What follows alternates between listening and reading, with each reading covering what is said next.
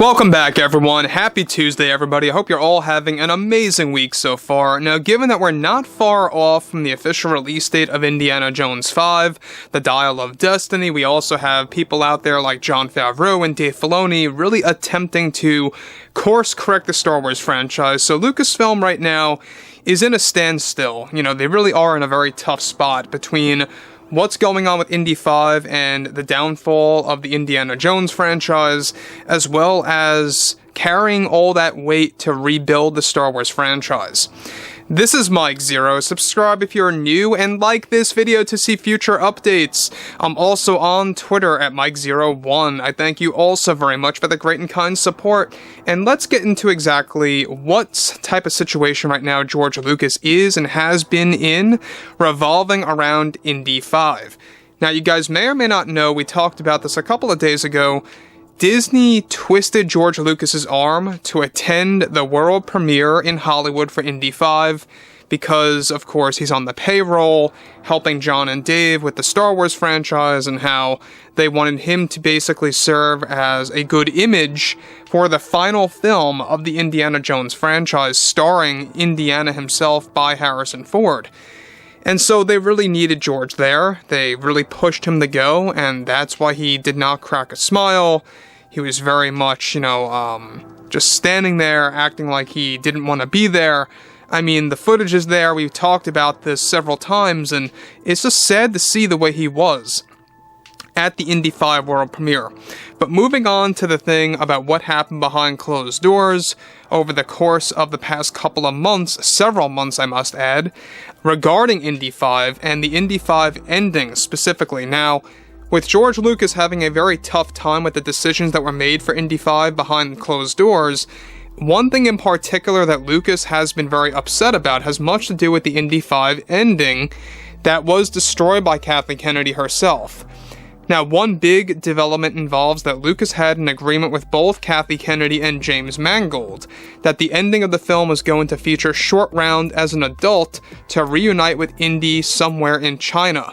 Ke Huy Quan was supposed to be a big focus toward the ending. Both Indy and Helena were planned to visit Shorty inside of his home to provide a hidden relic stored in the Himalayan mountains, a map to that location. This was one of the 6 endings that were shot and/or partially shot that was going to include Short Round until Kathleen Kennedy decided to pull the plug and cancel this heartwarming ending. Now, Lucas reportedly threw a fit with Disney and another ending that was created to remedy this situation. This was, of course, after Ford's injury healed up, where both Indy and Henry Jones, father and son, were going to lift off in a biplane-type aircraft, flying into the sunset. Now, let me stop right here for a second. Now, this is exactly why Lucas had a lot of problems with the way Indy 5 ends. Now, we've talked about the spoilers involving Indy 5. It really is like a mixed bag, because not only does it focus on Helena and her sending herself off to go on more adventures, it also uses Harrison Ford's Indiana Jones to reunite with a popular character toward the end that is going to serve as a way to remedy or balance out Helena's send-off. And that's basically Kathleen Kennedy's way of diminishing the backlash to keep it at an all-time low. So basically the ending is going to have a lot to do with both Indy and Helena Jones now, as I like to call her. But Helena Shaw is still going to be the focus of the ending of this film. So we're going to be going over more right now about why George Lucas had a very big problem with this. Moving further.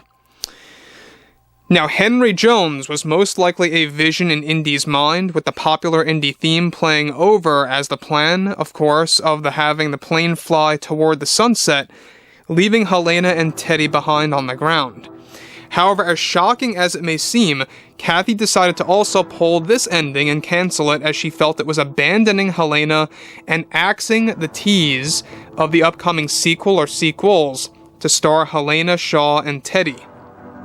Now, this is what really created heated arguments between Lucas and many of those high up at Disney for allowing Kennedy to make such a decision to not only erase Shorty's cameo, but also Henry Jones' cameo via CGI work. Now, this is why Lucas did not appear happy at the Indy 5 premiere in Hollywood and was practically forced to attend by Disney since he's on the payroll, like I said before, with Star Wars, working with John and Dave on the new shows. Now, here's the problem with this. Not only does Kathleen Kennedy interfere with the ending featuring Short Round, played by Ke Huy Quan, but also getting rid of a beautiful father and son ending that was going to be a great send-off, not just for Indiana Jones, but for the Indiana family. You know, both father and son hopping into a biplane-like aircraft and flying off a runway into the sunset. Just try to imagine that in your eyes right now, with the popular Indy theme playing. It would literally bring tears to people's eyes. And a lot of people would relate to that. It's very relatable. You know, people that may have lost their fathers or think about their fathers all the time or just family, it would have worked out perfectly. And no, Kathleen Kennedy had to come in and axe that too. So it really was like a double whammy. And that's why George Lucas is having a lot of heated arguments with Disney, a lot of problems behind closed doors, and that's why he did not appear at Cannes Film Festival, but they forced him to go at the Hollywood premiere. So again, we know that Indy 5 is a very bold film that took a lot of risks, a lot of money went into this thing, and sure, it looks expensive in some parts of the film, but there are other parts of this movie where it just looks downright awful. You know, there are clips that exist out there where you can see the CGI is so subpar at best, where it makes you wonder, what was Lucasfilm thinking going into this movie with such a high budget and only making some scenes appear very expensive? Yeah, right? It just makes you wonder to yourself, why do it in that way? So again, the ending that we have now honors Helena Shaw going off on her own adventures and setting up or teasing or kind of leaving things open-ended for sequels to come out and about later on, but it also has a reunion between Indiana Jones and a popular character. We've talked about this in other videos, and that's basically like Kathy Kennedy's sneaky way to kind of get fans to go into like a real like awe moment or like a real like emotional moment. And then, of course, before and or after that, you get the Helena Shaw stuff to kind of just insert that in there. So anyways, this is interesting though, because James Mangold really, I feel, is hit or miss as a director, as a writer, as a creator. To me, he's always been hit or miss, in my eyes at least. I don't know about you, but I am really interested to see what's going to happen with him in Star Wars, because there's been a lot of talk right now behind the scenes that Disney wants to get rid of him from the Dawn of the Jedi movie that's going to be about the first Jedi, the birth of the Force, the creation of the Jedi Order, you name it.